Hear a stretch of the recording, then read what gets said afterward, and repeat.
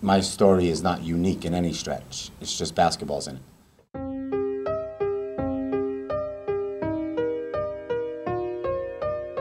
My basketball career is not something I look at with regret.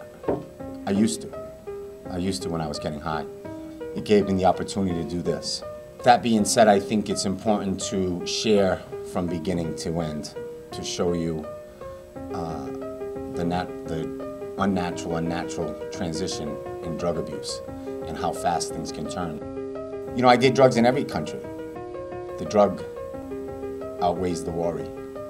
The police were always a minor issue in the story. I was high for my son Chris's birth when I was 22. I was high for my daughter's birth when I was 24.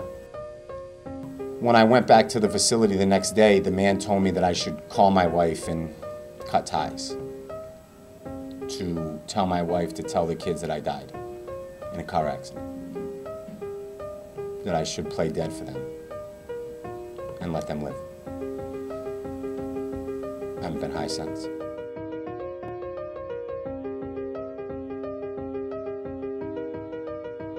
Everywhere I go, kids seem to open up and kind of pour their soul, and that's what this is about.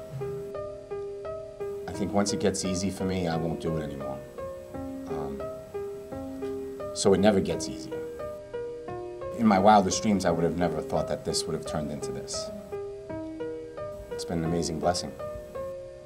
You just never know who's there that's going to hear it.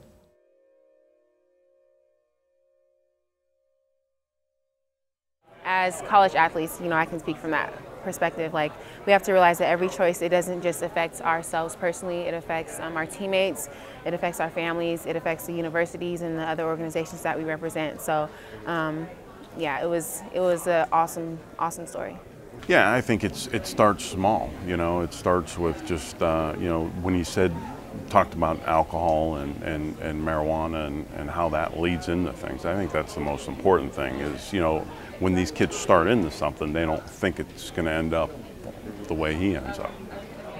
Interesting to see, you know, how many distractions athletes go to, the opportunities that they have going through college and being a Division I athlete, and you really have to stay focused and have your teammates there with you to, you know, try to achieve those goals that you want. Oh yeah, it's definitely a great message. You know, I watched the 30 for 30 on him, and it's an unbelievable story. You know, I think you know, us as college athletes, we do have certain temptations that, you know, we face day in and day out, and it really takes a strong man to overcome those temptations.